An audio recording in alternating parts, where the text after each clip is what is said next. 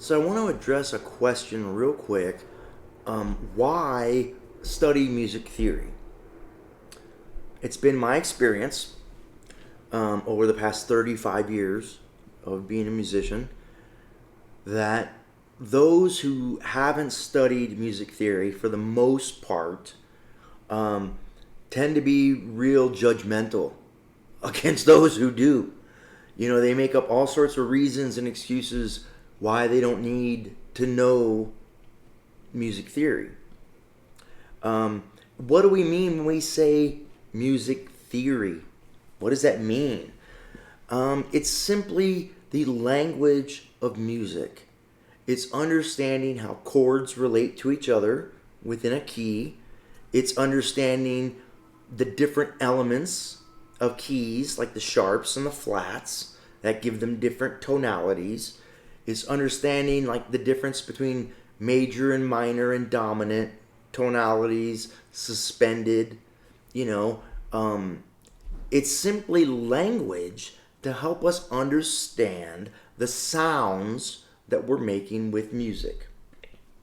You could be playing a major scale and not know it, right? You just play these random notes, right? You're playing your guitar and trying to figure stuff out, and you play, and you go, oh, that sounds really good. Those notes sound good together. Well, you're going to have to compartmentalize that fingering and give it some kind of a name so that you can remember it and recall it later on when you want to play that thing that sounded so good to you. You know, you're trying to write a melody in a song, you're trying to play a solo, and you're like, what was that thing I played that sounded so good? Well, if you know that it's called a major scale, and that everybody who plays music calls it a major scale, and if someone who you're writing music with or jamming with, you know, they're like, hey, play the C major scale, then you know exactly what to do. It takes all the guesswork out of it, you know? And so knowing all these different types of scales and modes and different chord qualities and inversions and different ways of playing chords, all this is music theory. And it just simply gives you the language and understanding and a lexicon, a vocabulary for what is happening musically, the things that you're hearing. So it's absolutely worth studying. My very first bass teacher, I started off as a bass player, and I started playing when I was 15 in 1985, and I took lessons right away. I wanted to know what I was doing. I fumbled around for about a year just trying to learn, you know, like Motley Crue and Metallica songs by ear, and couldn't, you know, I didn't know what I was doing. I had no frame of reference to figure out really songs by ear, but I was passionate about music, and I knew that I wanted to play. I come from a musical family, and I just knew that it was something I wanted to pursue. So I took lessons, and my first bass teacher was a jazz bassist who had gone to music school and was considered like the best bass player slash teacher in my town. And I was like, well, I want to learn rock and heavy metal. And he said, well, I'm going to teach you jazz. And at first I kind of balked, and I was like, dude, I don't want to learn jazz. I have no interest in being a jazz bassist. And he said, well, I'm going to teach you jazz theory and jazz harmony. And he put it in a way that I can understand. He said, if you can play jazz, everything else is like falling off a log. And he's been right. For 35 years, I studied with him for a year. And for the next 35 years, that jazz theory knowledge that he gave me in that first year, it got me into one of the best music schools in the country. When I got to that music school, I already had a leg up, because whenever they were talking about theory, I understood exactly what they were talking about. I already had it under my fingers. You know, I knew what they were talking about. And when it came to songwriting and composition, I understood, because it's based in jazz harmony.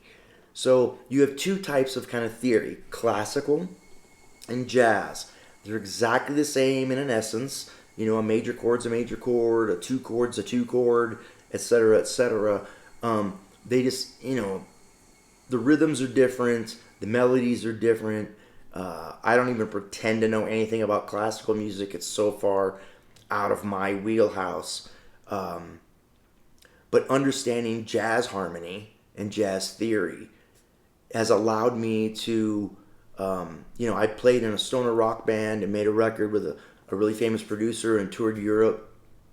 And when our guitar player would bring in a riff, a lot of bands just will work on that riff until they magically fall into another riff that the song wants to go to. And I was able to just give us options because I knew, this riff is based off a minor pentatonic in G. Well, then that means we can go here, we can go here, we can go here, we can go here. And we would just try out different ideas that I knew automatically would harmonically work and would create tension and release within the song. All songwriting, composition, jazz harmony stuff. So I was playing in a heavy stoner doom band applying jazz harmony to the songwriting and to my bass lines, and we received a lot of wonderful reviews from rock critics around the world on our songwriting and our composition, and that made us stand out from other bands in our genre. So don't think that because I'm giving you jazz theory that we're studying jazz. I am not a jazz guitarist. I would recommend if you want to study jazz, find somebody's YouTube channel who teaches jazz. But we're going to take this jazz harmony and jazz theory, general music theory, and use it to learn country, rock, blues. I've learned gospel, soul, R&B, funk tunes. It just demystifies the whole process because all music pretty much comes from these harmonic structures. It's different when you get to the blues. They don't use diatonic harmony, but a lot of great blues players get beyond the pentatonics and start using modes to give them their signature tonalities. If you listen to the Allman Brothers, they use a lot of the Lydian mode along with the major pentatonic. You play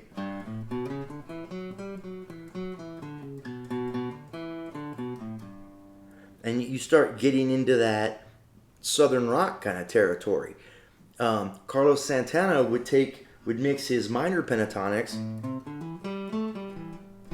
with Dorian mode.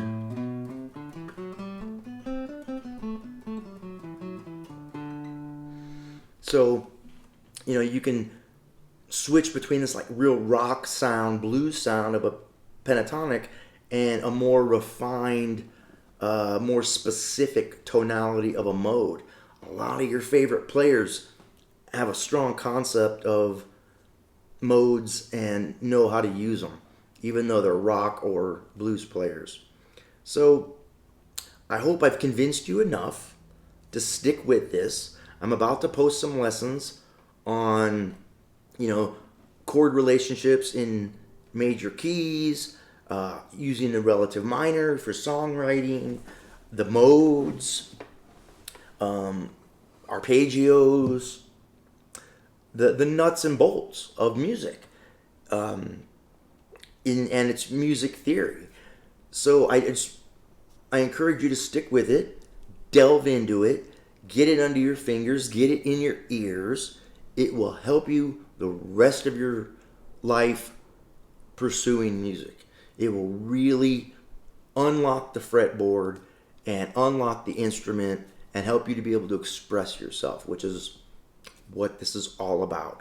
We don't learn theory just to learn theory, just to know something. We learn it to apply it to the fretboard so that when the time comes that we're playing, we can be free in the moment and know how things relate and interact and go together on the fretboard, and we can express ourselves without hindrance. That's the whole goal. Let's make some art. Let's make some music.